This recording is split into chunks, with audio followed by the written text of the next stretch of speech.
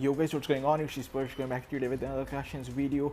And after a total of 62 matches out of those 64 teams that came into this CPL with hopes of getting something from this competition and crowning themselves as the CPL champions, here we have our final two teams, the Bharat and HunterxHunter9, going head to head for one last time to be the winners of CPL Season 1 and to pick the prize pool of over 4 lakh rupees. Alright guys, starting with the attack number 1, here we have Saranjeet from the Bharat going against Himak from HunterxHunter9 guys. And we are actually going to see Electro Dragons in action throughout this tournament. We have seen a lot of Electro Dragons attacks that have actually picked off devastating 3-star attack. Let's see what Saranjeet can actually do over here. Starting up with his queen charge, not the queen charge but suicidal queen from the left hand side to create himself funnel, sorry for that, and on the right hand side he used one baby dragon to create himself funnel yet again guys, flowing in with his Electro Dragons, his loons, his Grand Warden and a couple of early raid spells. And I am kind of curious to know why he actually used a Barbanking on the right hand side on that single target Inferno. I'm not too sure why he actually did that. And now directing his battle blimp directly towards the town hall, and that is what we actually see. That is what we actually have been seeing throughout this tournament guys. Players don't really want to miss on to that 1-star, as missing that 1-star could actually cost you the whole war and whole tournament as well. We are in the final stage, so of course there's no margin for error. And from the top side now he's coming in with his royal champion, his baby dragon and a couple of minions, and he would be just trying to pick off some percentage points. No chance of this attack actually going to be a 3-star, but anyways, a good try by Saranjeet. Let's really go ahead and let's see what else we have in store for us in our attack number 2.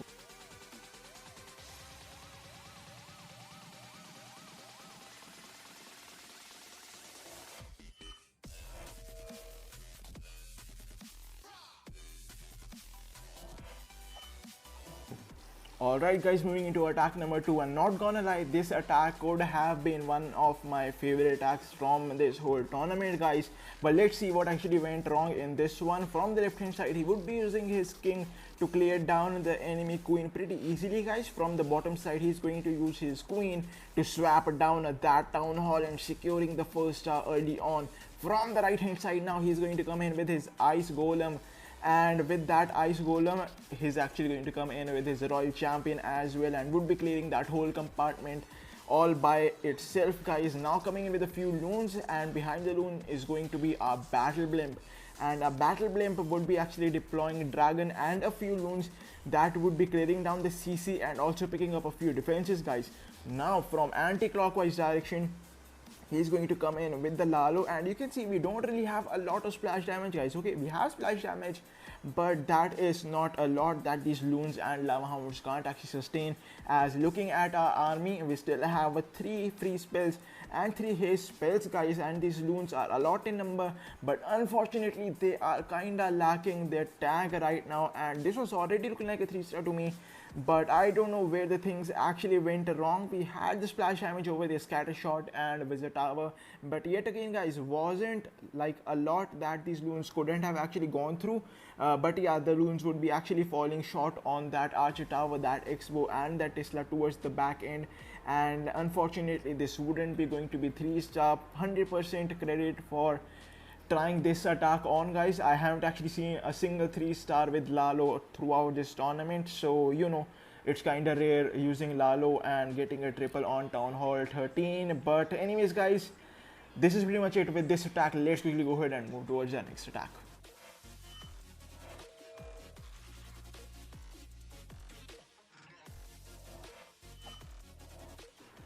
Okay guys, moving into our next attack, here we have Rishabh from the Bharat going against its Archit from HunterxHunter9 guys, and I'm not really too sure what to refer to this strategy as. We are actually going to see a lot of Yetis, witches and ice golems in action guys, so let's quickly go ahead and dive into this one and let's see how this one actually pans out to be for Rishabh guys. So starting up with using 1 Yeti on either flank and 3 witches behind those Yetis as well, coming in with his ice golems and the siege barrack early on, and now he's going to come in with his rest of the Yetis and his witches respectively guys, using those earthquake spells to open up the pathway towards the town hall, which is going to be a crucial step in this attack to grab that 2nd star for us guys. And yep, using the Grand Warden's ability early on, and which could have been saved, I'm not really sure. But okay, let's see how this attack, the rest of the attack actually pans out to be. He actually needed to use a jump spell on the right hand side to let his Yetis and the witches jump back inside the base. And I like the use of the Royal Champion right over there, guys. The attack was going pretty smoothly. We had a lot of units alive, and that artillery actually did a lot of damage right over there, and the DPS on the back end is going to be just too much for our troops to actually handle, to be honest, guys.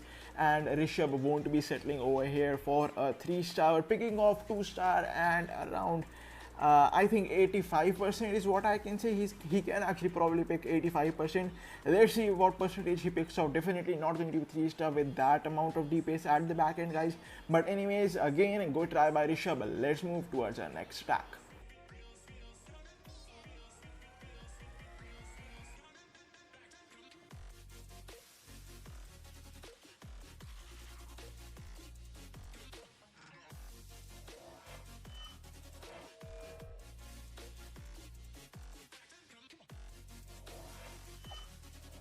Okay, guys, moving into our attack number 4. Here we have Ashish from HunterxHunter9 going against Rishabh from the Bharat. And again, we are actually going to see loons in action, guys, and skeleton spells. Yes, I know you guys saw skeleton spells, and so did I, using the raid spell and dropping 6 of those skeleton spells right over there. Back into the day when I was Town Hall 9, actually used to use this strategy a lot, guys. And from the left hand side, using his super wall breaker to break into the wall, and would be using his heroes to swap down the royal champion over there, and also to get the air defense that is on the top side of the base right now, guys. And let's see what else now he comes in with. Okay, so from northern side, he's actually going to come in with his royal champion to just to make sure that he actually gets that air defense down pretty easily. And from the right hand side, he actually came in with the lava hound. I guess that was kinda misclick, but I'm not too sure what actually happened over there. But coming in with his Lalo from left hand side, and will be going in anti-clockwise direction as well. That blimp again directly towards the town hall. Unfortunately, those loons would be directly towards the right hand side, but won't be a major issue over here. He pops his Grand Warden's ability to counter the same, and using a couple of haste spells from the left hand side to clear down that Tesla farm. And yes, guys, this is going to be finally a triple over here. First triple of the game, HunterxHunter9, and first triple of this tournament that I have seen using Lalo, guys. Kudos to Ashish for this attack, and yet again one of my favorite attacks from this tournament, guys. None of us has actually seen a triple Lalo throughout the series, guys, but this time around we are actually going to see that. Kudos to Ashish for that. But now let's really go ahead and move into our next attack.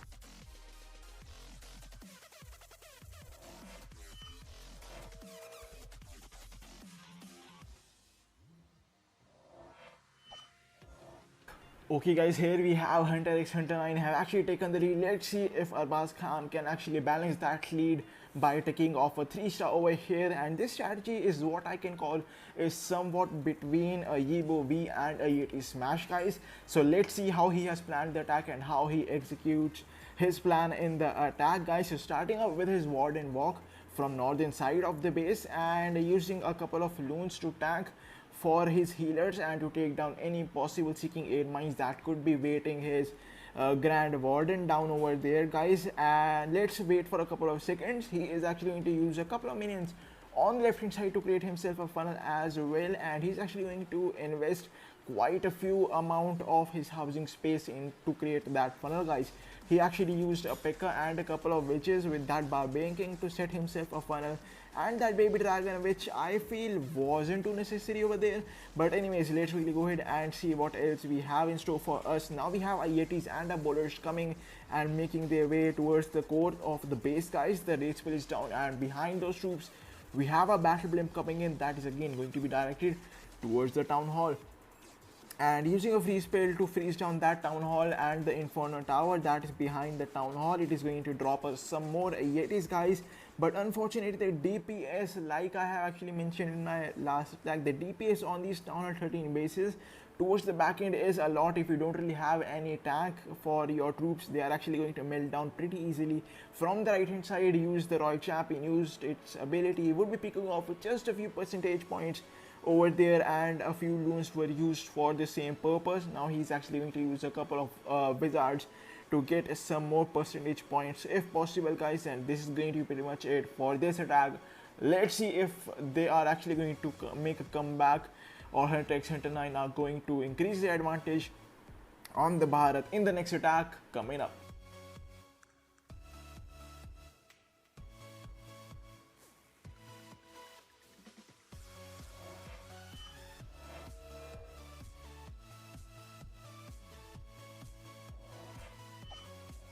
Okay guys, let's move towards our next attack. Vishalo9 from HunterxHunter9 going against Amar Gupta, and he's actually going to use a traditional EAT smash strategy over here, guys, starting with his queen walk from the center side of the base, using one minion and two archers on the left hand side to create himself a funnel over there, guys. Again, not wasting a lot of housing spaces for that funnel, would be just getting the job done with the funnel over there, and using a few loons from the back end to take down that archer tower. That is actually going to trim down the base even more for the attacker over here, guys. And from the right hand side, he's coming in with his king, that is actually going to create himself a funnel and also take down that royal champion in trade, guys. And now use one ice golem over there towards the center side of the base, coming in with the super wall breaker, would be taking that down, and rest of our units are going to flow in as well, guys. But in the defending CC, we had a few ice golems that, to be honest, going to freeze down the units for quite some time, but there weren't actually too much of defenses to bother those troops, guys. The jump spell would be perfect, would be giving access to a lot of compartments. You would be using the warden's ability on that town hall, and again another jump spell would be giving access to a lot of compartments. From the left hand side, using our siege barrack, and with the siege barrack, as soon as that goes down, we will have our hog riders flowing in, and with those hog riders, we are actually going to use our royal champion and one free spell, guys, and it is actually going to take down the entire left side of the base by itself, guys. That was a major portion. We had two of our wizard towers, one inferno tower, and a few damage dealing defenses over there as well. So that point was actually key point to go through, and Vishalo9 did that with perfection, and that actually led to a 3-star over here, guys. Again, using that royal champion's ability for that perfect 3-star, guys, swagging that queen's ability pretty much. Perfect 3-star over here for Vishalo9. Let's dive in for attack number, I don't know what attack, but yeah, let's go ahead and dive into that.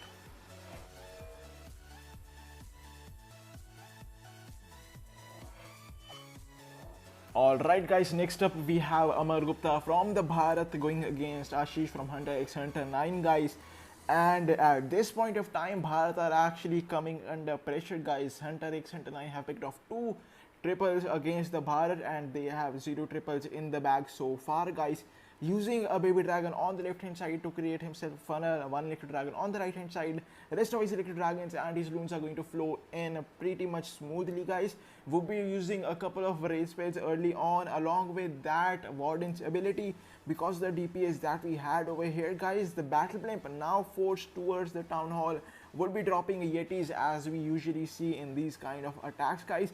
And these yetis are actually going to do a lot of damage towards the back end, and the royal champion coming straight in with the ability as well would be weakening those defenses, guys. And these electric dragons would be just too much. These chain effects are going to be too OP for rest of the base, guys. And that barbarian king, pretty much icing on the cake, would be clearing the rest of the buildings for this attack, guys. GG's to Amar Gupta for picking up the first triple for Bharat. Let's quickly go ahead and move towards our next attack.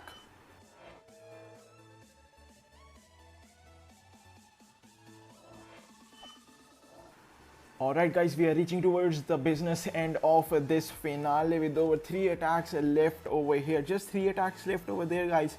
Himang coming in from HunterxHunter9 going against Arbaz Khan over here, and we are actually going to see Yibo V in action over here, guys. Using an ice golem early on towards the left hand side of the base, and as soon as it goes down, drops the free spell, of course the inbuilt free spell that they have ice golems, of course. He would be coming in with his wall breakers, and now once the funnel is set, he's actually going to flow in with the rest of his units. A few splash damages are actually going to hinder him, a few hiccups early on in the attack, but the jump spell is down on that town hall, and from the point CC we are going to have a lava hound and a few archers, guys. But as soon as you see that lava hound going down, you will actually see that the rest of our units are also down, guys. I'm not too sure what actually happened over there, but a lot of our units actually disappeared. Not a lot, but almost all of our units actually disappeared right on that town hall over there, guys. We just have our heroes left. The Royal Champion's ability was used, not picking off a lot of value from there. Of course, guys, just a Grand Warden surviving would be just picking off a few percentage points over here to add up to the total for Himank and for HunterxHunter9, guys. Let's see final two attacks left, if the destiny of this war will change, or will HunterxHunter9 pick off the trophy.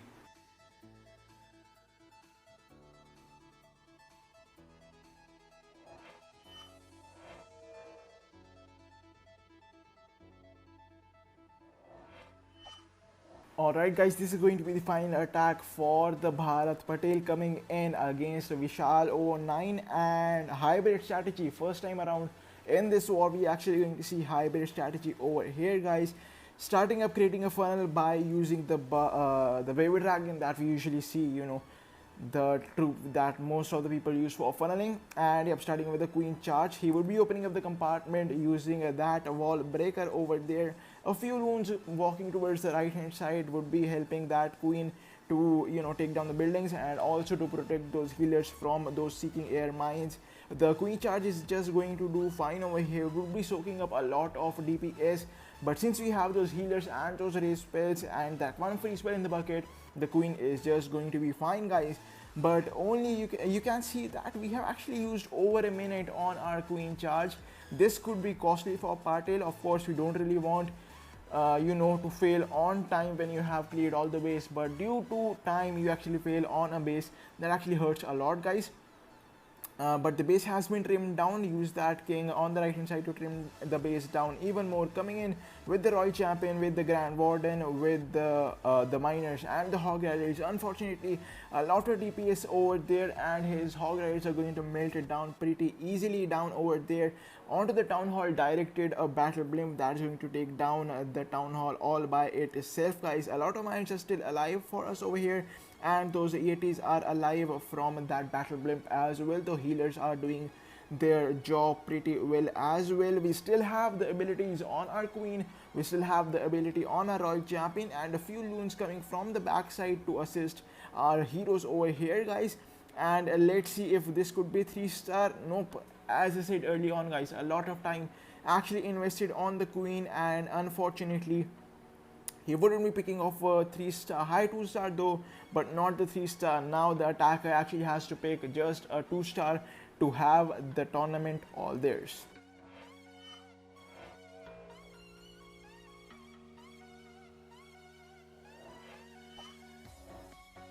Alright, guys, moving into the final attack of this war, and the final attack of CPL over here. Archit from HunterxHunter9 going against Patel over here. Queen charge miners is what we are going to see in action, guys. Absolutely love miners, that's why I dressed as a miner at Superfest. Hashtag memories in the comment section, guys. So starting up with the queen charge and also using that battle blimp to take down the entire compartment all by itself, guys. That was a good value for the battle blimp over there, especially that actually trims down the base for the queen to walk into, and that will ultimately result into the miners walking into, you know, not a wide stretched base. You know what I mean right over there, guys. So starting up with the queen charge, he is actually going to use his loon to take down any seeking air mines that awaits our healers, guys. A couple of wraith spells and that free spell would be quite essential to go through that single target inferno, guys. The jump spell is down, that's going to give the access to the town hall to our queen. And from the top end, now we are coming in with the barbarian king. That is again going to trim down the base even more for the miners, and now the miners are flowing in pretty well inside the base, and behind the miners is going to be our Grand Warden. The queen's ability is being used, the town hall is down, and the celebrations have already started for HunterxHunter9. as they have pretty much been crowned as the champions. But Archit doesn't really want to stop over there. He wants to go for that triple star and would be pretty much going for that. He still has the Royal Champions ability that would be coming down in a few seconds for us over here, guys. We still have a queen that is alive, and she actually took down the visit tower on the right hand side. That could have been a key moment of this attack. And now using the Royal Champions ability, would be going through this entire base. A lot of miners still alive, the Grand Warden still alive, but the major event of the day is going to be HunterxHunter9 picking off the CPL trophy, guys, and of course that hefty prize pool of 4 lakh rupees, guys. So this was pretty much it for CPL. HunterxHunter9 13 stars on the 5 attacks, Bharat falling short by 2 stars, 11 stars on those 5 attacks, guys. Finally, HunterxHunter9 crowned champions, guys. Thank you so much for tuning in for this entire journey, guys. It has been fun casting it for you guys. I'll see you next time, guys. Peace out.